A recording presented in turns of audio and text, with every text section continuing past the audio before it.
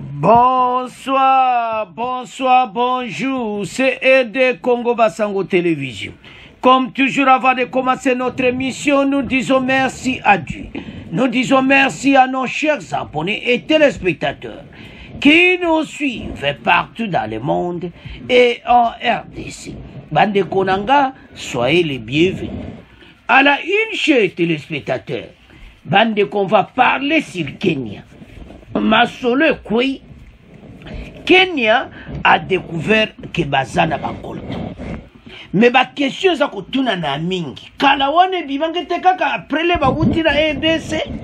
Kenya a komi na ba Colton bande ko nanga ba lobby ba koti depoi ba Colton ko sakana te. Bande ko batu oyo bazozwa biso ba nani. Soko zota la situation oyo.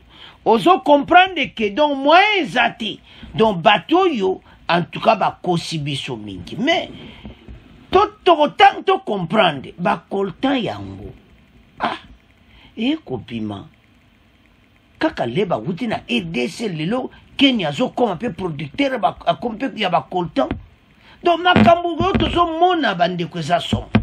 Alors Kenya ba le basa dans la joie mboka na bango et comme un peu producteur ya ba Coltan donc masola ko saganati.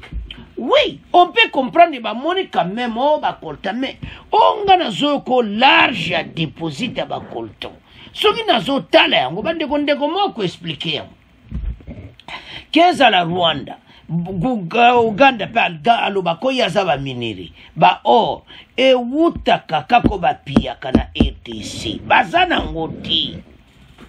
Rwanda na Uganda bazana ngote lelo ekomi Kenya mpe akomi na Coltan.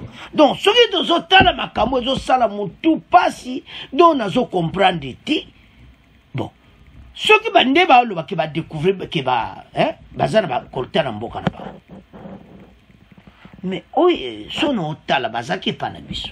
Basali ina na à peu près. Combien ba yibe ba Coltan, combien ba kabol na Kagame. Ya kompe na stock ba Coltan. Donc nazo comprendre ti. Mais to la nde quoi ko expliquer en anglais lobi boy.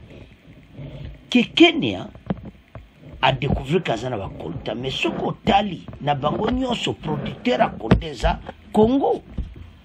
Et puis belé basa ko yibango na bitumba ozo salama pour le moment na RDC. To la ndeko oyo akoloba na anglais après to go expliquer. If you read the article, I think that Kenya has announced the recent discovery of the precious mineral called Colton within its borders. And they go ahead to tell us what Colton is. And to some of you, Colton is this mineral that is used in making of communication gadgets like laptops, phones. It's also made or used to make microchips. Because I think the mineral which you get out of Colton called tantalum or the tantalites. Also, you can get the casterite mineral from it. It has higher boiling point than other minerals like copper and silver. Silver is very rare. Gold can be used sometimes if you can get it. But tantalite is used mostly to make these resistors and sometimes capacitors in these gadgets. So it's a very important mineral today because this is a digital world, right? And the people who need it the most, they don't like paying fairly for it. Instead, they sponsor conflicts. They sponsor rebels to attack the region that has this Colton. And the countries that produce this Colton are usually Congo, which produces about half of the world's Colton. But if you look at the international market, Congo mostly records a quarter or slightly a fifth of the world's sales. And then the other countries, Colombia and Brazil. And Australia used to produce this until their mines ran out of the mineral itself. Then we have Uganda, Rwanda, and Ethiopia. But we know Uganda and Rwanda doesn't have serious mines within their borders of this Colton. And a lot of people know and have always speculated that the mineral that Rwanda and Uganda records as their own is actually looted from Congo, making it a blood mineral. Like we talk of blood diamond. Now, if you look at the figure from the Wikipedia, they are not updated. The figures come up all the way to 2013.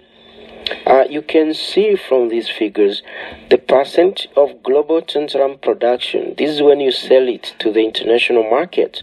And we have Australia in the 90s. They were the kings of this thing, 41%. They went on ramping up their production. 1992, they were producing more than half of the world's production, but I think the need for the same was not high. And up until the year 2010, Australia produces 0, the following year 10%, another year 0. They've been producing 0 because the mines in Australia ran out of this mineral.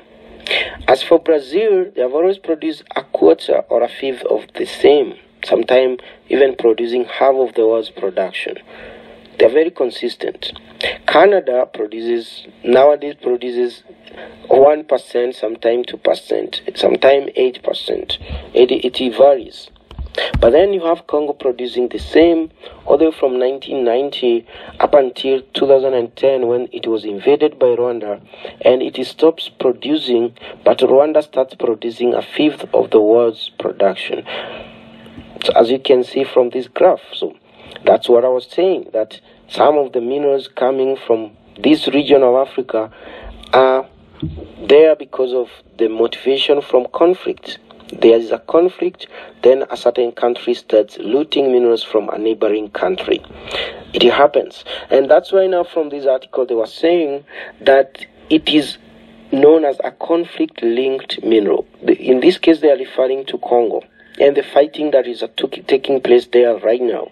Bandeko alobi ke Kenya ba découvert ministre ba mine aekoloba ete ba découvert vraiment large ba Coltan do na mboka na bango donc et ya osakana te ba kuto na 6 régions à peu près.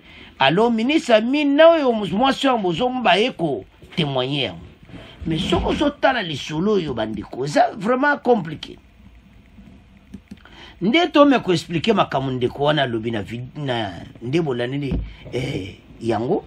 Le Kenya a annoncé la récente découverte du précieux métal coltan sur son territoire. Le coltan est un élément inestimable dans la fabrication des smartphones, ordinateurs portables et d'autres gadgets de communication. Une grande quantité de ce précieux minéral a été découverte dans au moins 6 comtés du Kenya. Le Kenya a découvert ses premiers gisements du précieux coltan, a déclaré ministre des Mines. Obozomona bamusona ngomba bango bazotambola do bayo découvrir yango pour fabriquer des batteries, des voitures électriques, des téléphones portables et d'autres appareils électroniques. Alors, ce qu'on tente tala biloko yo bango ba yiko découvrir yango. Mais biso batu pena to zapena bankolo na yango. Alors, bandeko ezo ça la clarté. Ngana za contre te ki ba découvrir. Mais son tanga que Kenya's large deposit of mineral used in phone laptop, son tala et assez on a besoin de Kenya, bazala ki na mboka na biso. Mais lelo yo bazongi, ba komi na Kenya, ba lexi moi temps près, et comme yo que Kenya a komi na ba Coltan. En tout cas, monde est un mystique. Donc, biso waka bazo baraka. Donc, biso waka ba yuma na bino. Ah, Kenya. Les moussonga la zolo, les moussonga za bon pene passe ba déclarer na ba partout na média. Stokobo, peut-être ba ko découvrir une partie moko boui. Non bazo yibe pa na o ba yiba ke belé na mboka na biso. Tala bato yo. Bayaka na bentere ba yiba kabuli pena Coltan na Kagame akusakana te deuxième partage master pesanga ngana kusale loko tenena nga touriste na benda ba Coltan RDC na démarrer na ba Coltan na kosama solo na Kenya soki mikoleleki na koloba ke voilà ah bon bande ko tolo bango clair hein ba ko découvrir mais soko landi ki mena ba bandi déjà masulu so bo découvrir ba segment mikolo boko de ba teke bino boko exporter yango ba koma ba exportateur non bon baramboka et salinga colère mabe donc ruto na batu na ba cop na mozo continue ba Coltan na mboka na biso ngabe na congolais mo ta kondima même ça nego tozo wanga na teke ba ko mona mais ba ko produire ya mingi te ba yaka oyibe pa na biso. Alors c'est à ce point tika on a bino pour continuer à partager. Au revoir, à la prochaine.